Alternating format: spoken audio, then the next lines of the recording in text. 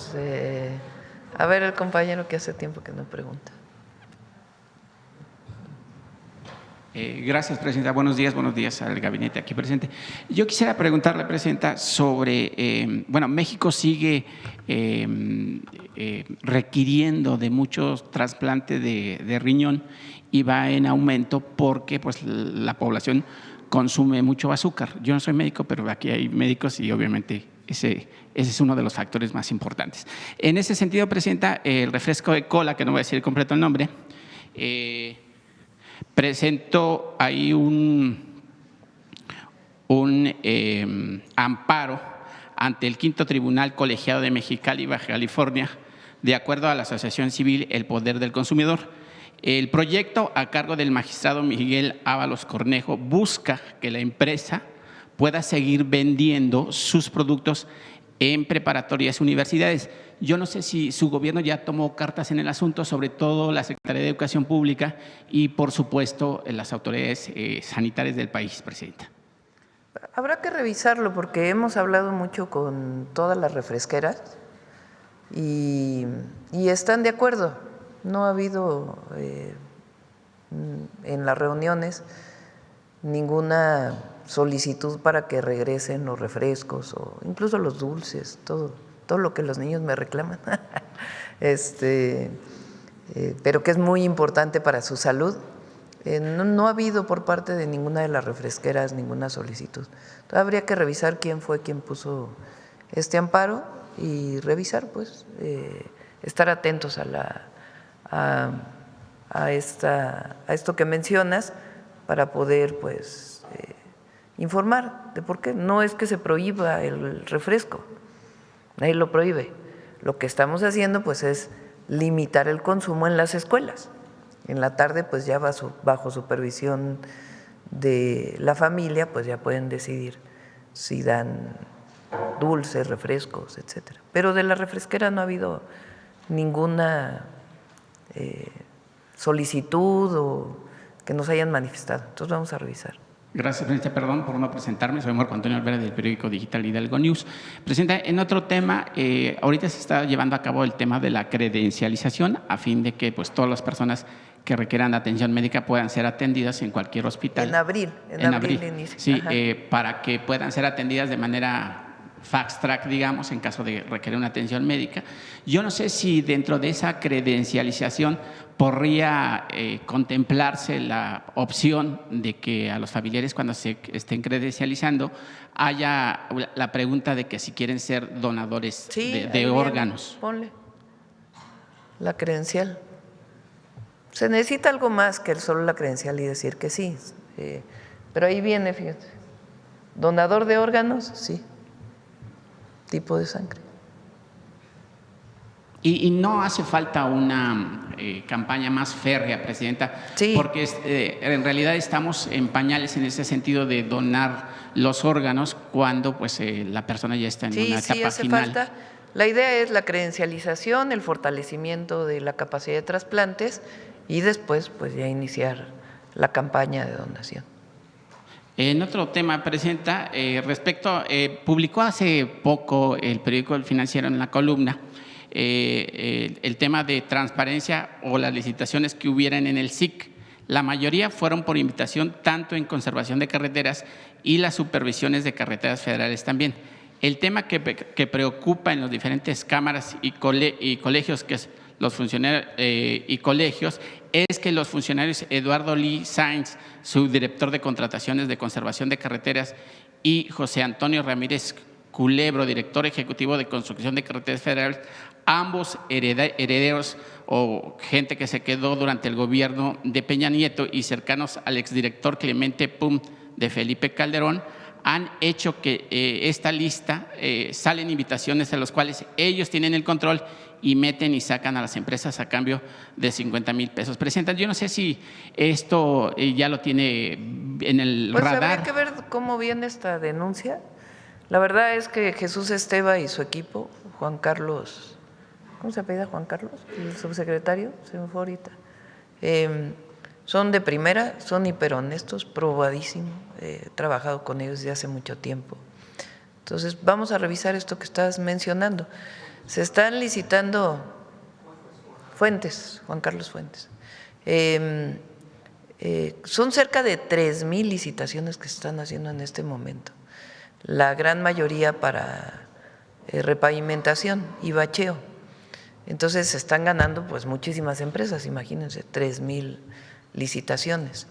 Entonces, pero vamos a revisar, si nos pasas los datos de quién hizo esta denuncia, por supuesto lo revisamos. Y ahorita viendo lo de los bacheos y eso, ¿cómo va el programa de los bacheos? Que es muy importante porque Pues en las provincias pues es de lo que más se quejan, ¿no? El bache, y hay volcanes, dicen prácticamente. No, este año, el año pasado, fíjense, yo crucé la transpeninsular en campaña y la verdad pues sí tenía unos cuantos baches. Ahora la crucé de nuevo porque nos fuimos desde La Paz hasta Mulegé y hasta Comondú, perdón, y después de allá a Loreto y la verdad es otra cosa la transpeninsular en Baja California, en la península, y es gracias al programa de bachetón que hicimos del gobierno federal y que lo trabaja Jesús Esteva. Y ahora pues son cerca de 50,000 millones de pesos que estamos destinando a repavimentación de carreteras. Se presentó aquí hace unas semanas. La próxima semana vamos a regresar a la presentación de temas de mujeres, por ser 8 de marzo y mes de las mujeres, y también de infraestructura carretera e infraestructura hidráulica. Presidenta, y otro tema, nos llegó ahí al correo de Hidalgo News que en Tamaulipas, aquí tengo los documentos y que al final si lo requieren se los paso, por favor. En Tamaulipas, el delegado del IMSS, José Luis Aranza Aguilar, revirtió auditorías internas que detectaron una posible fábrica de pensiones con un presunto daño superior a 41 millones de pesos y que además fue separado de su cargo el funcionario que denunció ese esquema. Considerando que en Nuevo León la Fiscalía General de la República ya procesó a personas por hechos similares y que este delegado fue detenido hace un año con un arma y dinero en efectivo, no sé si su gobierno garantiza una investigación a fondo sobre esto, porque bueno, pues usted está combatiendo la corrupción y bien dice que no hay cabida para la corrupción y en ese sentido buscar terminar la corrupción, porque pues ese es el lema de la 4T, Presidenta. Hay que decir que a veces, porque luego no ganan unas empresas porque no ganaron y entonces acusan de corrupción. Sí, por eso hay que investigar, por eso está Raquel Buenrostro ahí, que es pues la mejor y pero honesta, para investigar con los dos casos que estás presentando. Y el segundo, pues, Zoe. Claro que sí. Sí, y solo corregir, no detuvieron al delegado con un arma y con dinero efectivo, tan así que se hizo una investigación que demostró lo contrario. El delegado, el doctor Aranza, además formado en las Fuerzas Armadas, ha llevado a cabo un papel importantísimo en Tamaulipas para ir saneando esa delegación, que siempre ha sido muy complicada. Incluso el jefe de servicios administrativos de allá es el general Perea. O sea, mandamos a un general también formado obviamente en las Fuerzas Armadas, un general retirado, a que se hiciera cargo de toda la parte administrativa. Y no solamente se exoneró después de la investigación, sino que se inició investigaciones sobre otros funcionarios que se habían dado de baja y hay una denuncia penal contra ellos, denuncias contra personal de la delegación que ya llevaban mucho tiempo en áreas críticas como los temas de abasto, por ejemplo, el tema de medicamentos y demás. Pero además, estas investigaciones que no solo alcanzan a Tamaulipas, también se han iniciado desde hace un par de años en Nuevo León, en Sonora, tienen que ver con estas modalidades fraudulentas de mecanismos de pensiones, supuestamente modelos de pensión privada, que en realidad es un fraude al Seguro Social. Hay incluso ya personas que han sido, que se iniciaron carpetas de investigación. Entonces, con todo gusto, si nos comparte esa información que tiene, que independiente de las notas periodísticas como la del periódico Reforma que salió en su momento, podemos revisarla y contribuir a una investigación que ya lleva mucho tiempo, en donde además, pues sí, los funcionarios corren riesgos muchas veces por iniciar este tipo de investigaciones y nuestra garantía es también que a un funcionario en esto hay que protegerlo. Gracias. Presidente, y ya por último, son dos temas sociales de personas adultas mayores. Un adulto mayor de casi 90 años solicita su apoyo, está pasando una injusticia humana y patrimonial. Afirma haber sido afectado por quienes en su momento fueron sus propios socios. No voy a mencionar los nombres porque pues, obviamente no se puede aquí. En 2007 adquirieron un inmueble ubicado en la ciudad de Cancún, Quintana Roo, con el cual crearon un fideicomiso celebrado con Banca Mifel. El objetivo del fideicomiso era el desarrollo y construcción de un centro comercial, oficinas y un hotel, entre otros. Sin embargo, no ha recibido beneficios económicos y bueno, pues ahora ya están utilizando el aparato de justicia para, pues obviamente, reprimirlo y quitarle los derechos de ese acuerdo comercial, digamos. Y el otro, rápido, Presidenta, es el tema de otra persona adulta mayor que el banco HSBC le está quitando su casa. Es un adulto mayor que tiene 66 años y el señor ya pagó la hipoteca, pero el banco pues justifica que nunca ha pagado la hipoteca. Entonces esos serían los dos temas para Pásaselos a Adriana, que está aquí, y los revisamos. Muchas gracias, Presidenta. Buenos días. Sí. Vamos a ver la compañera que viene de fuera y que no ha preguntado. Muchas gracias, Presidenta. Soy Rachel Nolan de The Guardian. Quise preguntar sobre el tema de los desaparecidos en el país. Yo sé que estamos pendientes de un nuevo informe que viene, pero más allá de las cifras, que siempre las tienen que tener bien calculadas, quería preguntar si hay otros planes para apoyar ese proceso más en lo forense. Tengo muy presente de que hay más de 79,000 restos humanos en reserva del Estado que no han sido identificados. Y también quise preguntar por la cuestión de las buscadoras en el país. Tenemos la información que mataron a Ruby Patricia Gómez en Mazatlán, Sinaloa, justo antes del giro presidencial de usted. Y leyendo la biografía de usted, me di cuenta de la importancia que ese tema ha tenido para su historia, ¿verdad? También en los 70. Entonces le quise preguntar cuál es el plan del gobierno para enfrentarse de una forma más amplia con esa crisis. Gracias. Lo primero es que es muy distinto los desaparecidos de los 70s, 80s, a lo que vivimos ahora. En aquella época eran desaparecidos políticos, desaparecidos por el Estado mexicano, por tener una posición o por ser luchadores sociales en el país. Esa fue muchos guerrilleros de aquella época que producto de la represión y del autoritarismo, ahí sí del autoritarismo, decidieron tomar otras vías de lucha y tomar las armas. Y otros que sencillamente eran luchadores sociales, pacíficos, por vías pacíficas, y que en todo caso unos y otros, si habían cometido un delito, pues deberían de haber sido juzgados en el marco de la ley, pero no, fueron desaparecidos por el Estado. Ese es un caso, es el caso de, por ejemplo, el colectivo Eureka, que sigue luchando, donde estaba doña Rosario Ibarra de Piedra, pues por el esclarecimiento y la verdad de los hechos de aquella época. Y por otro lado es la situación que se vive en donde hay desaparecidos vinculados con los grupos delictivos, con la delincuencia organizada principalmente. Hay otros casos que pueden ser pasionales, pero son menores. Lo principal tiene que ver con la delincuencia organizada. Es larga la historia y vamos a presentar ya la información de los números, que son personas evidentemente, no son números, pero de cómo se hacían los registros, cómo se hacen ahora, para que se conozca la cantidad de registros que había y en qué condiciones estaban esos registros y la dificultad para buscar en todo caso una persona dado que no hay suficiente información o registros que se hicieron que en realidad pues no sabemos si eran personas desaparecidas o no. Ahora, ¿qué hicimos nosotros? A partir de un caso muy doloroso, que es el caso de Teuchitlán en México, en donde se encontró un lugar de adiestramiento, de reclutamiento de jóvenes y de adiestramiento. En algún momento se plantearon otras hipótesis, pero la Fiscalía en aquel momento dijo que esencialmente fue un lugar de adiestramiento y reclutamiento.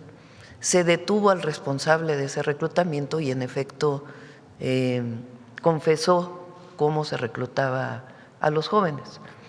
La gran mayoría de ellos de manera voluntaria y otros de manera forzada. A partir de ahí tomamos la decisión de cambiar el modelo de atención a los colectivos, a las familiares que buscan a sus hijos, a sus familiares. La alerta que tenemos que hacer para que en el momento en que se denuncie un desaparecido se alerten todas las fuerzas municipales, estatales y federales, públicas y privadas, para poder encontrar a la persona. Y por otro lado, toda la investigación que tiene que desarrollarse. Te pongo un ejemplo. Para que en México haya una investigación de la Fiscalía, para poder saber una persona, un homicidio, una desaparición, un robo, cualquier delito, tiene que abrirse una carpeta de investigación, así se llama. Si uno va y denuncia al Ministerio Público, a la Fiscalía, un delito, el Ministerio Público está obligado a abrir una carpeta de investigación y a partir de ahí está obligado a hacer una investigación. Resulta que las fiscalías registraban, pero no abrían carpetas de investigación. O se reportaba un desaparecido en una plataforma de una comisión de búsqueda y no se abría una carpeta de investigación.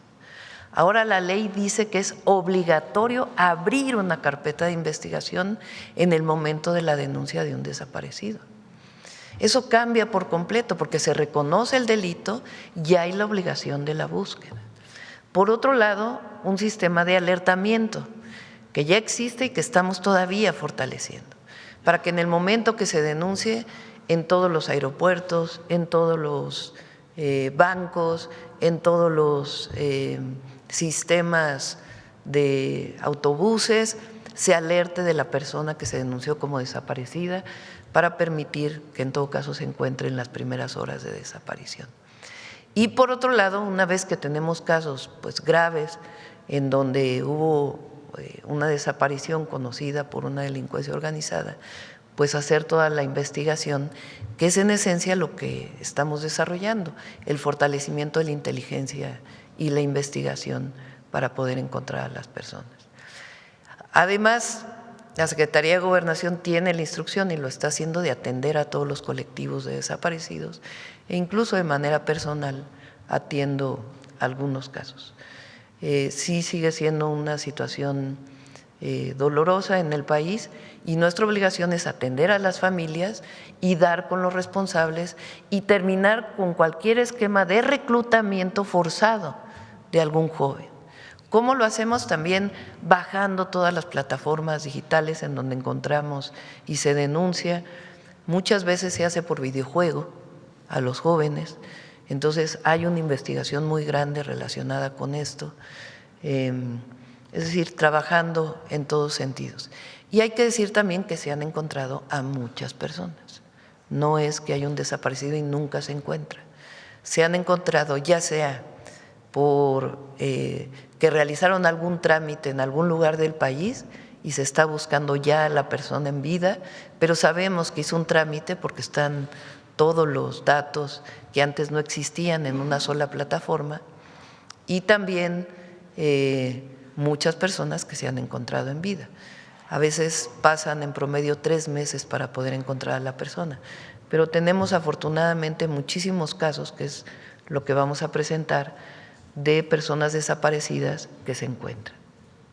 Otra pregunta sobre el tema, si puedo. Entiendo la diferencia que usted está haciendo entre los casos históricos y los casos de ahora, pero siempre teniendo en cuenta de que los colectivos reclaman de que lo que los une, ¿verdad? El vínculo sería la impunidad y que en muchos casos van implicados las fuerzas de seguridad del mismo Estado, incluso hasta ahora.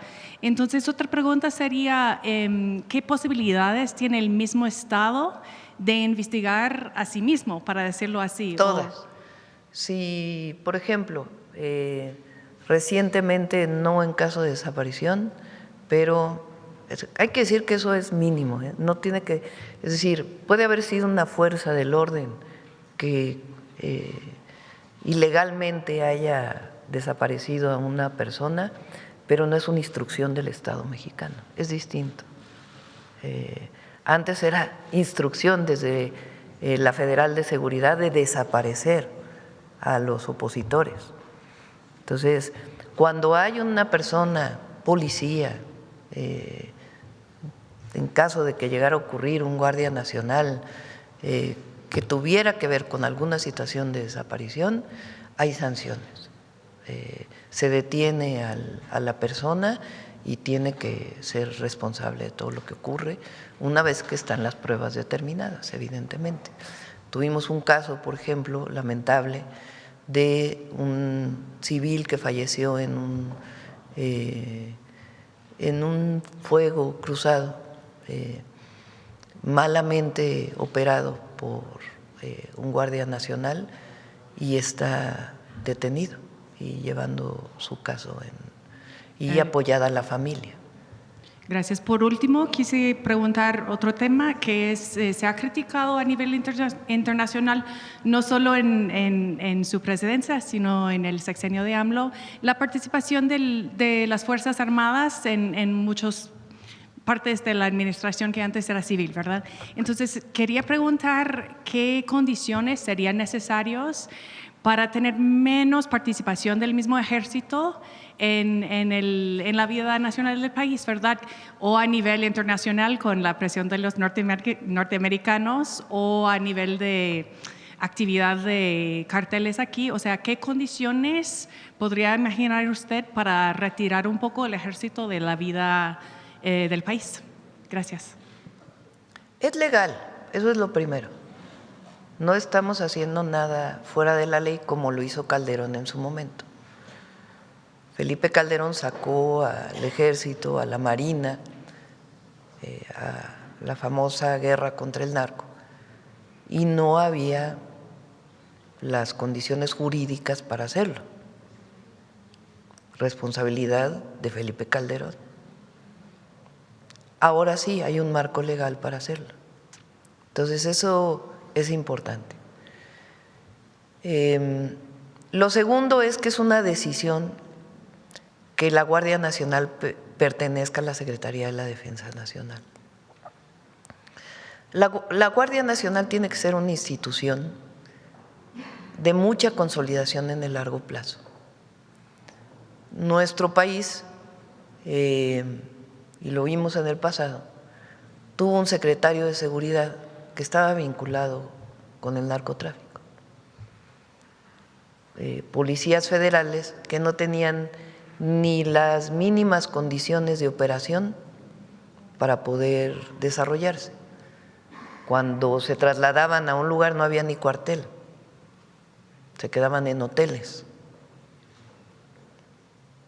Y después, cuando se llevan la Secretaría de Seguridad a la Secretaría de Gobernación, pues con muchísimos problemas también de corrupción en el periodo de Peña Nieto. Entonces, la comandancia de la Guardia Nacional es otra comandancia distinta al Ejército. Y los que forman parte de la Guardia Nacional tienen una formación distinta a la que tienen los elementos del Ejército. Tienen una formación más orientada a la seguridad pública. El Ejército pues tiene una formación, no una parte de seguridad pública, pero fundamentalmente de seguridad nacional. Y tienen otra formación. ¿Qué ventaja tiene un guardia nacional al pertenecer a la Sedena? Pues tiene acceso a sus hospitales, a sus centros de salud, a una carrera, cosa que no había antes, a poder subir en su nivel a partir de exámenes bien determinados y una formación pues integral, con valores y con doctrina nacionalista, muy importante, muy importante. No era así antes de la Cuarta Transformación. La doctrina no estaba basada en nuestra historia, en nuestra patria, en la soberanía. Entonces es una decisión que la Guardia Nacional pertenezca a la defensa y ya es constitucional. Se tendría que cambiar la Constitución para que fuera distinto. Y en otros casos, por ejemplo, el que el Tren Maya tenga una empresa dentro de la Secretaría de la Defensa Nacional también le da estabilidad y evita privatizaciones posteriores también, o por lo menos se las hace más difíciles. Toca madera que llegara alguien que quisiera privatizar. El ejército mexicano es algo especial, es único en el mundo. El ejército mexicano no viene de las élites. En toda América Latina, el ejército viene de las élites. En todo el mundo, en general, viene de las élites. Cuando vino Lula aquí a México, una vez que lo vi en otro lado me dijo, la primera vez que fui a México me llamó mucho la atención que sus calles se llaman Insurgentes, Revolución, 5 de febrero, 5 de mayo. Dice, porque en Brasil la historia es de consensos, no hay revoluciones. Bueno, aquí no, aquí hay 4 transformaciones. Y nuestro ejército viene de una revolución social. O sea, fíjense, el ejército mexicano, sus generales, le hacen un golpe de Estado a Madero en 1913, promovido por la Embajada de Estados Unidos en México, el embajador Wilson. Esos mandos del ejército matan a Madero y a Pino Suárez, electos por la voluntad del pueblo. El único gobernador que está en contra del golpe de Estado es Venustiano Carranza y forma el ejército constitucionalista, que es la base del ejército mexicano. Y el ejército mexicano es pueblo en esencia. Por eso decimos, es pueblo uniformado. Entonces es otra cosa el ejército mexicano. Y por eso está ahí también la Guardia Nacional. Entonces, esta idea de militarización que se promueve no es tal, no es tal. Militares es que los militares tomaran las decisiones de los civiles y no. Por decisión del pueblo de México soy la comandanta suprema, que es la que toma las decisiones. Si alguien comete un error, pues… Muchas gracias, Presidenta. Gracias. Bueno, vamos de este lado, de este lado. A ver, el compañero, para que no digan que no preguntan los que luego se quejan de… Adelante. Si ya no decimos nada. Gracias, Presidenta. Jorge Chaparro, de Mega Noticias. Presidenta, ahora que mencionaba el caso del Rancho Izaguirre, preguntarle ¿qué pasó? ¿Por qué se permitió la entrada de medios de comunicación a la Casa del Mencho? Es un lugar que debería de haberse mantenido, resguardado por la Procuraduría General de la República y, sin embargo, pues se permitió de manera abierta que entraran todos los medios a ver la forma en que vivía este señor o la forma en que murió, no lo sé, pero además pues contaminando una escena del crimen de este personaje, una escena que se supone, por el debido proceso que se instauró, debería de haberse resguardado. Y es la segunda ocasión que ocurre en prácticamente año y medio. La otra fue, se lo pregunté al fiscal, en torno al Rancho Izaguirre, precisamente cuando también se permitió la entrada de muchísima gente que no tenía nada que hacer allá adentro. Preguntarle qué ocurrió allí. Pues tiene que explicarlo la Fiscalía. Ahí, como ustedes saben, fue una operación de la Secretaría de la Defensa Nacional y de inmediato pues entró la Fiscalía General de la República y ellos pues tienen que contestar esta pregunta que estás haciendo. Ellos tienen que decir por qué se permitió la entrada al lugar. Entonces ellos son los que resguardan y ellos tienen que contestar para información de todos por qué se permitió la entrada. En este caso fue directamente la Fiscalía General de la República, no Sí. tuvo nada de intervención en la estatal. No, es la Fiscalía General de la República. Ok. Presidenta, en otro tema de seguridad, hace tiempo le pregunté sobre las remesas que estaban llegando a México y que Estados Unidos alertó sobre la posible utilización del sistema financiero para poder lavar activos, le llaman ellos. Esta denominación viene del Grupo de Acción Financiera Internacional, GAFI, que, por cierto, este año va a ser la evaluación mutua de México. A pesar de que presidimos este organismo como país, no vamos a participar en esa evaluación. Tendrán que ser el resto de los países los que hagan la evaluación. ¿Qué le dice y bueno, también el 19 de febrero, el 19 de febrero creo fue, la firma de la Unidad de Inteligencia Financiera con autoridades estadounidenses para estrechar la colaboración en el lavado de activos. Me gustaría saber qué es lo que le han dicho la Unidad de Inteligencia Financiera, que es la responsable ante GAFI, sobre esta evaluación mutua, porque hay 40 observaciones que tiene México que no ha cumplido desde Peña Nieto, y esa fue la última evaluación que tuvo México. Primero, no hay nada en las investigaciones que pudiera orientar a que las remesas tienen que ver con algún asunto de lavado de dinero. Nada.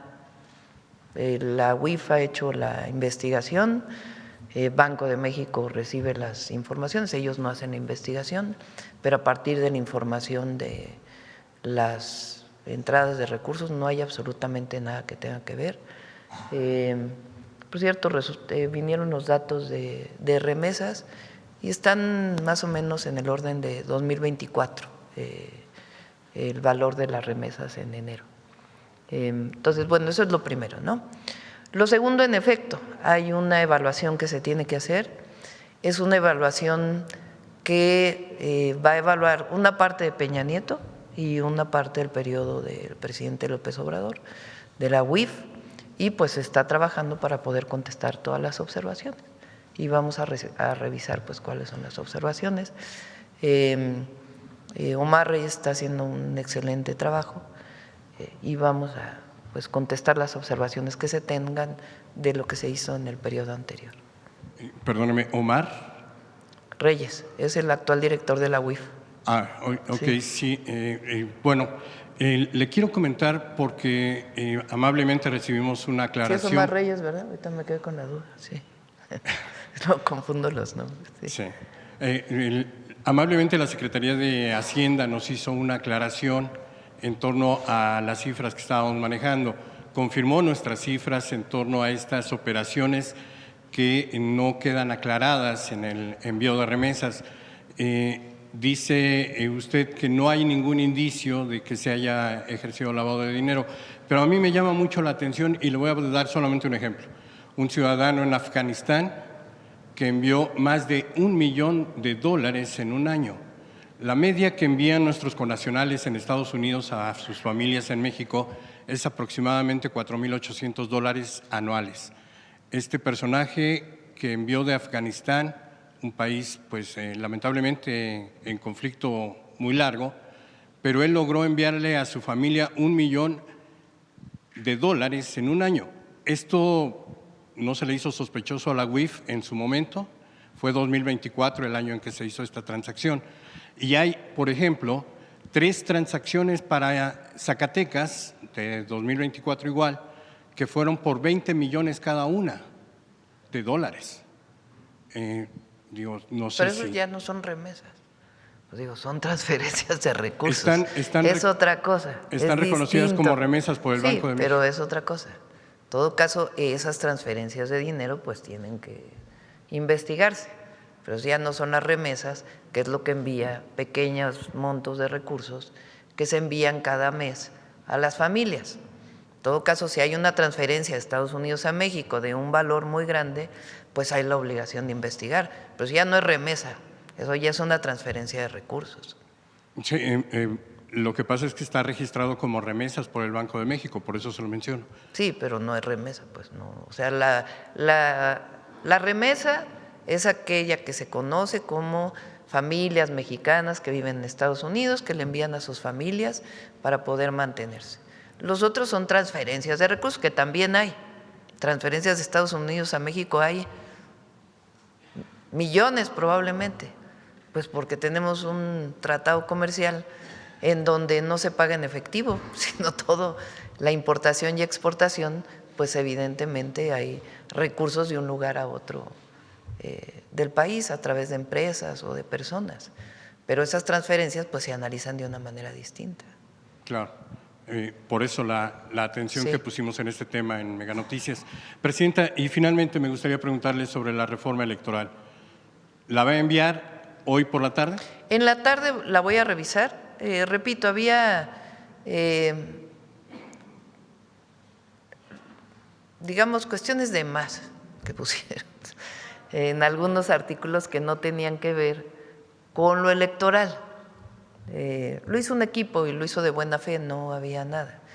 Pero cuando se trata, por ejemplo, de esto que decíamos, de que si se usa inteligencia artificial en una campaña, pues tiene que decir en grande, inteligencia artificial. Entonces lo plantearon que se regulara en otro artículo que no era con lo electoral. Ahí yo ya no estoy de acuerdo porque entonces parece que estamos regulando todas las publicaciones en las redes sociales y ese es otro tema, no es lo electoral. Entonces por eso a la hora de revisarlo dije, no, a ver, esta parte déjenla como está normalmente en la Constitución, no la cambien y concéntrense nada más en los pocos cambios constitucionales que estamos presentando para la reforma. Ese fue el problema y ahora en la tarde la reviso, la están trabajando hoy en la mañana para ya poderla enviar, si no hoy en la noche, mañana temprano. Sí, vienen los coordinadores de Morena. En la noche. Sí. Presidenta, y en este sentido, ¿no abonaría a la discusión democrática saber qué fue lo que pidieron el Partido Verde y el Partido del Trabajo? Se lo pregunto porque el Partido Verde ha sido uno de los partidos, pues, digamos, más alegres en la política, porque lo mismo estuvo con el PAN que con el PRI, que con Morena, no tienen convicciones reales o firmes sobre lo que buscan. Ellos fueron responsables de introducir aquella cláusula que permitió ampliar el periodo de Saldívar en la Suprema Corte de Justicia, que no se llevó a cabo, pero que ellos fueron los que la introdujeron. Ellos fueron también quienes introdujeron aquella cláusula de vida eterna, donde los partidos podían transmitirles votos en la coalición y nunca perderían el registro. Y hoy parece ser que otra vez vuelven a poner muy caro esta negociación política que pareciera más extorsión, pero sí sería bueno que usted nos pudiera decir qué fue realmente lo que pidieron, qué estaban exigiendo estos dos partidos y que no ha podido pues, alcanzarse un acuerdo. Hay dos, a ver, primero el Partido Verde y el PT son partidos aliados en este momento, los tres me llevaron a mí a la presidencia y los tres hicieron un acuerdo de coalición para poder participar en el Senado y en el Congreso y en las candidaturas a gobernadores y han votado todas las reformas que se han enviado. Entonces, en este momento pues es un partido aliado, el Verde como el PT. Ahora, ¿cuál es repito nuevamente, hay dos cosas que estamos planteando que para mí pues no son negociables porque es lo que la gente me ha pedido. Y lo que ha pedido desde hace tiempo es que no haya listas de plurinominales decididas por las cúpulas de los partidos políticos. Entonces, ¿qué dije? ¿Qué propuesta hice? Dije, a ver, es importante que haya representación proporcional. Nada de eso de que somos partido de Estado y ahora no queremos que estén las minorías, nada de eso, nada de eso. México tiene una diversidad política y esa tiene que ser representada en el Congreso de la Unión. Entonces, mantengamos tal cual la distribución de la proporción de los partidos, la parte de los diputados de representación proporcional. Solo que ya no las van a decidir la cúpula de los partidos, las va a decidir la gente que quiera votar por ese partido. Así de sencillo. Y en el caso del Senado, si quitamos la representación proporcional, porque la representación republicana del Senado desde el inicio de la República, pues es una representación por estado. Entonces se queda los de mayoría y la primera minoría. Entonces ya no hay listas decididas por la cúpula de los partidos, sí hay representación de acuerdo a la proporción de votos que sacaste como partido político, pero lo decide la gente. 1. 2, que no cueste tanto. Que los partidos no tengan tanto dinero, que el INE no tenga tanto dinero, que los diputados locales no ganen tanto. Esas son las dos principales. Y que los mexicanos que viven en el extranjero puedan votar también por diputados, por sus propios diputados, en la representación proporcional. Esa es la esencia. Lo del PRE, pues que sí es, no es tan relevante. Lo de, en fin, hay partidos, todos, de hecho no solo el PT, el Verde, no, ni el PAN, ni el PRI, ni MC están de acuerdo en que les quiten sus listas definidas por ellos. En esencia. El PRI tampoco quiere que le quiten los recursos. El PAN tampoco, MC tampoco. Entonces, por eso digo, yo la voy a presentar, si no se aprueba, no se aprobó, pero yo cumplí con la gente. Y ya que Morena, porque ya no me toca a mí, decida cómo va de aliado con el Verde y con el PT en la elección del 27, que pueden seguir siendo aliados los tres partidos, pero en lo que yo me comprometí, que es uno de mis 100 puntos de compromiso con el pueblo de México, dije reforma electoral, donde no haya pluris, no haya nepotismo, no haya reelección y no haya y que disminuyan los costos. Entonces, nepotismo y no reelección ya se aprobó para el 2030 y los otros dos, pues las presento y ya que decían en el Congreso.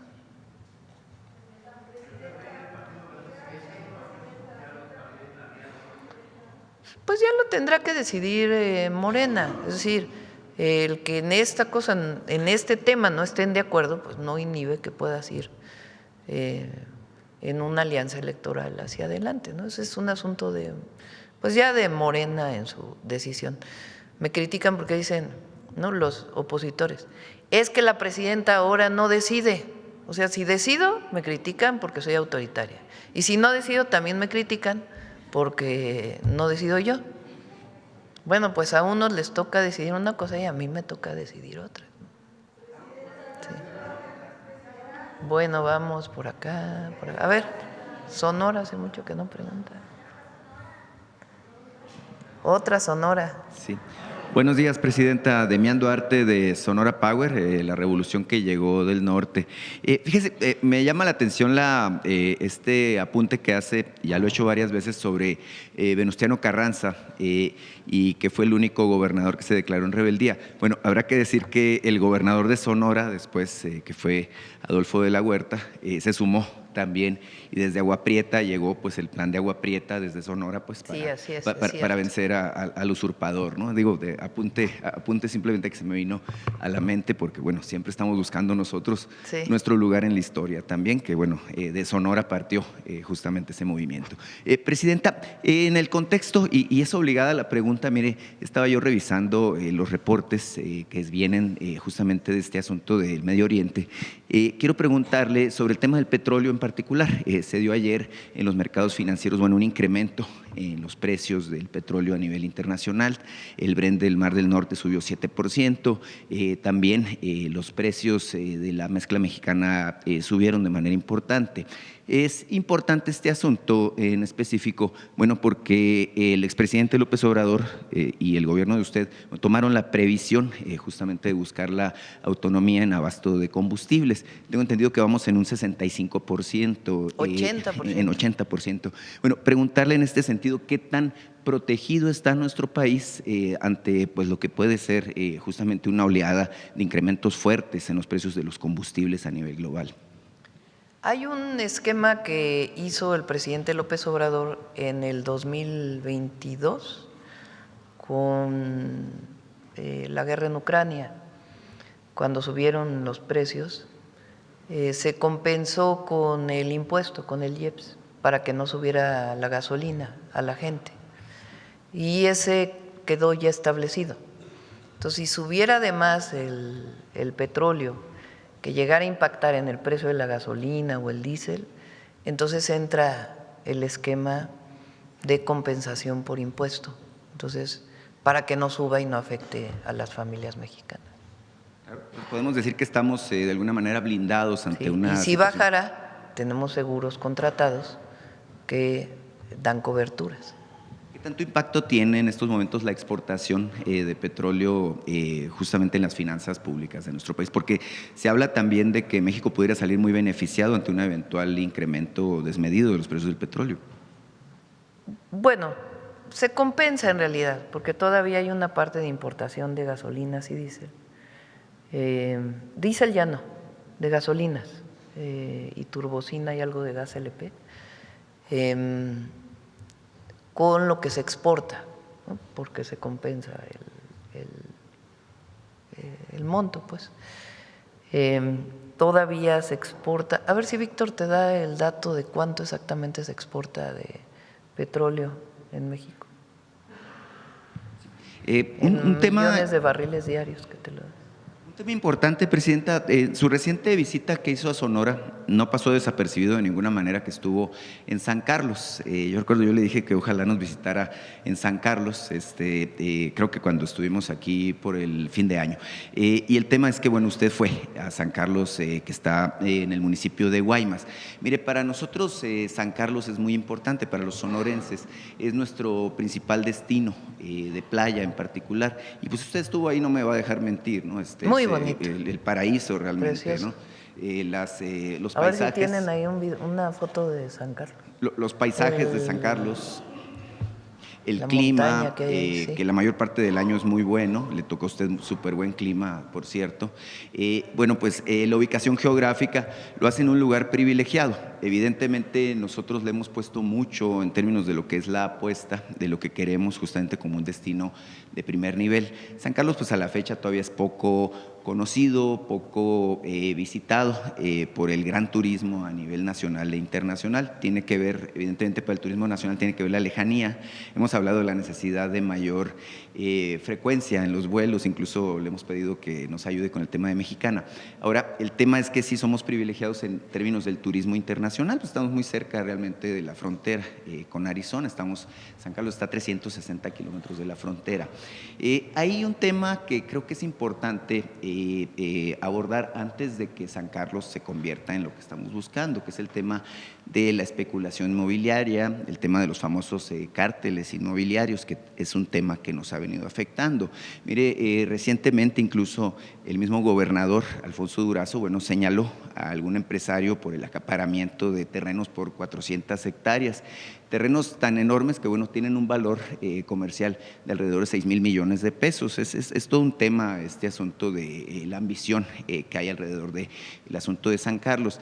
Es importantísimo en este aspecto el tema de la certeza jurídica justamente para la inversión, puesto que entendemos que se viene un boom importante. Usted misma, el gobierno federal está invirtiendo una cantidad importante de dinero público en lo que es la construcción de la carretera que vincula justamente a Chihuahua con San Carlos, con Guaymas en particular. Y bueno, pues esto implicaría que tendríamos un volumen muy grande de visitantes, pero también de gente interesada en vivir en esta zona. ¿Qué nos puede decir al respecto de este tema, Presidenta? Bueno, el ordenamiento territorial le corresponde a los municipios, necesariamente. La SEDATU ayuda, pero el municipio de Guaymas pues tiene que hacer su parte en el ordenamiento territorial, que evite que haya especulación inmobiliaria o que se invadan áreas naturales protegidas, que ahí hay una parte que es protegida de humedales. Entonces el municipio tiene que hacer su parte y ahí donde hay acaparamiento ilegal pues tienen que entrar las instancias de fiscalía o de tribunales. Bueno, tengo un par de casos, mire, Presidenta, son interesantes. Vamos rápido porque ya viene la sorpresa. Es un caso de hay una zona que era ejidal que se llama La Manga, que es la parte anexa a lo que es San Carlos, en donde los posesionarios pues tienen 50 años ahí, nada más que viven todavía en terrenos que son irregulares. Ellos me contactaron justamente para pedirle el apoyo a través de la SEDATU para lograr la regularización de sus terrenos, que en este caso pues ya son terrenos bastante pequeños, ya está muy parcializado lo que es ahí. Y el otro caso es también muy interesante porque es una empresaria que tiene 46 años ahí, tiene un pequeño hotel, algunos condominios, pero estos condominios han sido invadidos de manera muy curiosa por ciudadanos norteamericanos. Tienen la peculiaridad de que están frente al mar. Los ciudadanos norteamericanos, lo dice el artículo 27, no pueden tener propiedades, justamente en una franja importante de territorio. Ambos me pidieron que le hiciera llegar documentos, se los voy a entregar. Pásanoslo y revisamos. Exacto. Y bueno, Presidenta, simplemente para terminar, esta semana comienza el Mundial de Béisbol. Le dicen el Clásico Mundial de Béisbol. México tiene una participación importante en esta, contienda deportiva. Somos el tercer lugar del mundo. Hace 3 años logramos esa hazaña. Y bueno, la expectativa que tenemos este año es que podamos conquistar el campeonato. En ese mundial, pues sí tenemos la oportunidad, no sé, en el de fútbol, preguntarle, ¿no? ¿Qué opina? ¿Y qué les diría pues a los seleccionados nacionales? No, pues suerte, siempre, suerte. Vamos, miren, les voy a decir de qué es la sorpresa.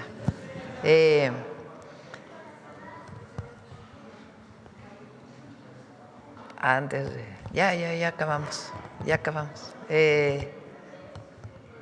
¿De qué se trata la sorpresa? Bueno, Coca-Cola lleva toda la Copa Mundial a todos los lugares del mundo.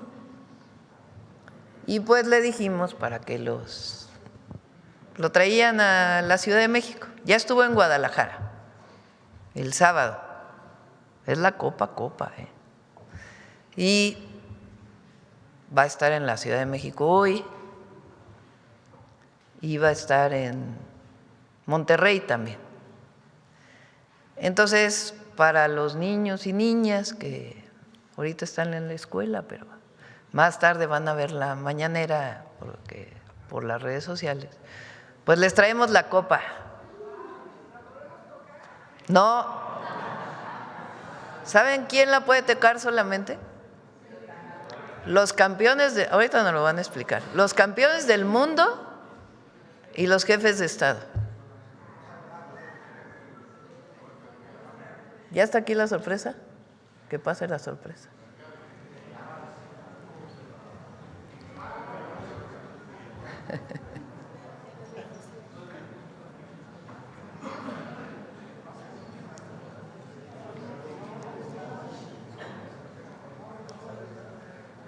Adelante. Son los representantes de Coca-Cola internacionales. Adelante, por favor. Buenos días. Presidente, buenos días. Muchas gracias. Adelante. Vamos a levantarnos todos para que no estemos unos parados y otros sentados.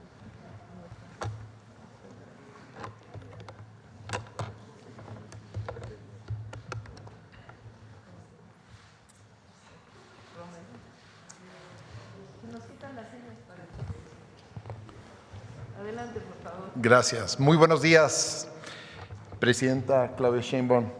Gracias por este espacio y por el acompañamiento constante de su gobierno para hacer posible que la gira del Tour de la Copa Mundial sea una gran ejecución al nivel de cualquier país del mundo. Saludo también con respeto a los medios de comunicación y a todas las mexicanas y mexicanos que el día de hoy nos están acompañando. Hoy estamos aquí, ante todo, para decir gracias. Gracias a México por más de 100 años de construir juntos. Como mexicano, me lleno de orgullo saber que por tercera ocasión seremos locales. Ningún otro país del mundo puede decir eso, solo México. Hoy parados a 100 días del silbatazo inicial, enchina la piel pensar en lo que viviremos todos juntos en junio de este año.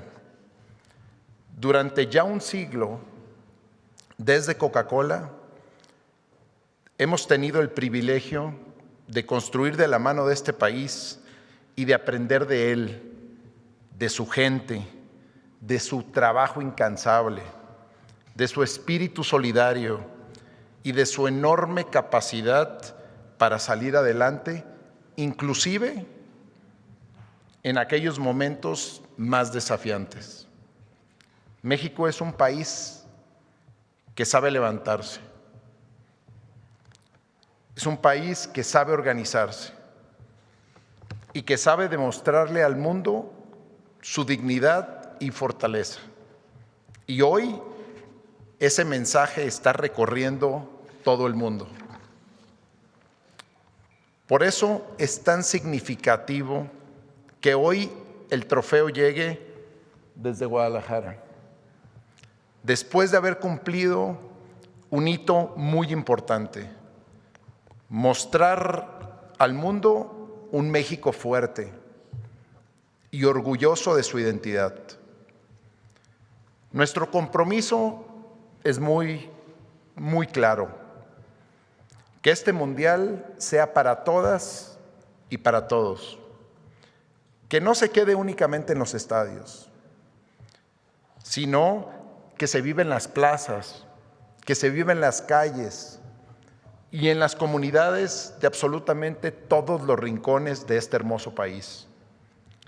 Por ello, a través de la gira del trofeo, la más grande que hemos hecho en México, estamos recorriendo 10 ciudades con una experiencia gratuita que permitirá a miles de personas acercarse al trofeo que representa los sueños del fútbol mundial, pero también los sueños de todas las niñas y niños que se practican este hermoso deporte. Más allá de las cifras, lo verdaderamente importante es cómo se vive, como una celebración compartida, incluyente y cercana al pueblo de México. El Mundial es nuevamente una gran oportunidad para encontrarnos como región que se conecta a través del fútbol, compartiendo emociones, historias y sueños que cruzan cualquier frontera. Una región que sabe trabajar en conjunto, que se apoya y que genera valor compartido desde lo más importante: su gente, sus comunidades y la pasión por construir un futuro común. Presidenta, estos 100 años juntos han sido posible gracias al trabajo, la pasión y la confianza de millones de mexicanas y mexicanos. Y la mejor manera de agradecer esa confianza es seguir aquí, construyendo juntos por un mejor futuro.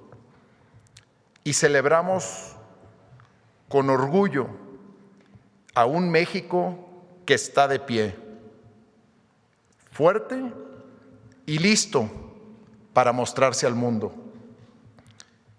Con ese sentimiento de gratitud, los invito ahora a ver un video que hemos preparado para decir una vez más, gracias México. Adelante con el video, por favor.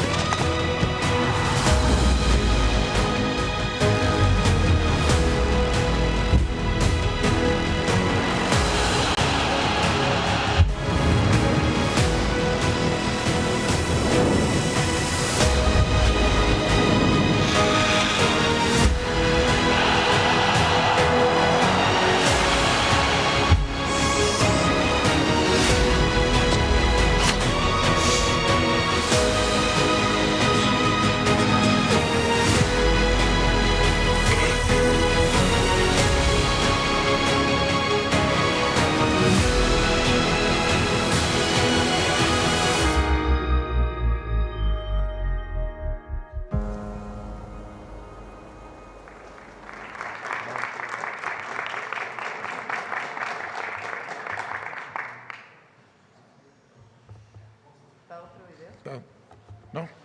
Bueno, señora presidenta, cuente con nosotros, aliados para que este mundial tenga un gran impacto. Hoy estamos haciendo entrega de boletos que serán destinados a impulsar el mundial social que usted tanto ha promovido. ¿Para qué partidos son? Para los partidos de aquí del Mundial de México, para apoyar a México. O sea, 25 boletos. Vamos.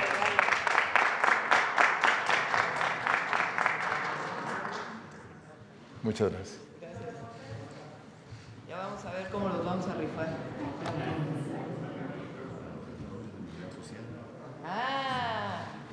Eso. Sí, para los ganadores, Ganadores del Mundial social.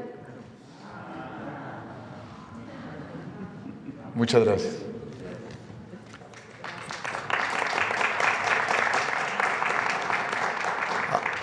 Ahora quizá también el momento más esperado. Señora Presidenta, nos hace el honor de develar el trofeo y le pido a Bebeto y a Bruno Pietracci que puedan acompañarla. Son campeones. Ellos sí son campeones. Wow.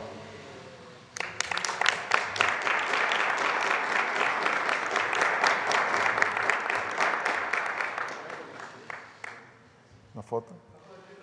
Foto está ahí.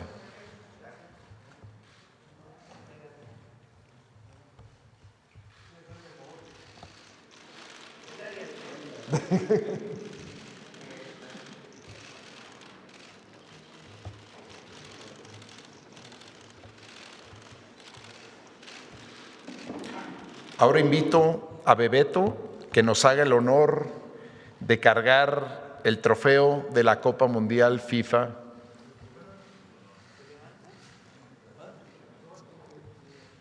Bueno.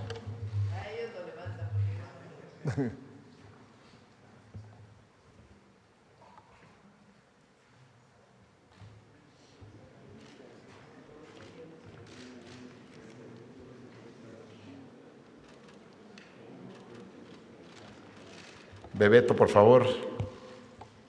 Gracias por estar aquí. Wow. Claro que sí, señora presidenta. Wow.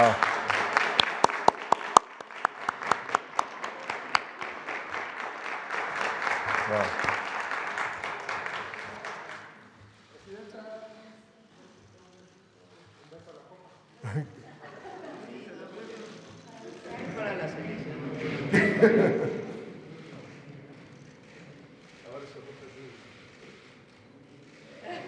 Eso.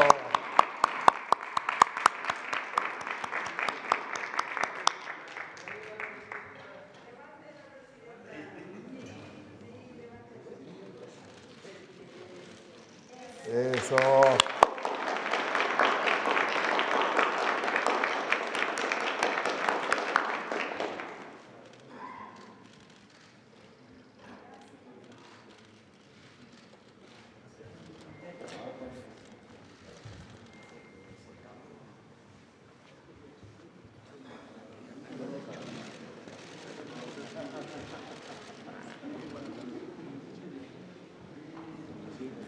Finalmente, señora presidenta, el señor Gianni Infantino, presidente de la FIFA, le envía un presente como recuerdo de este día, a 100 días del inicio del Mundial, de nuestro Mundial.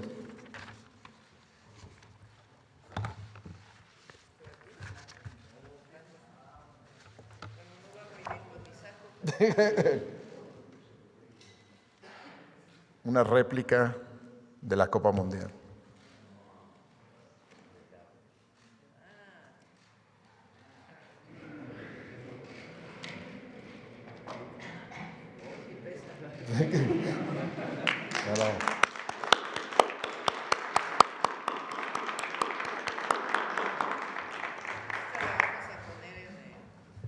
En el museo.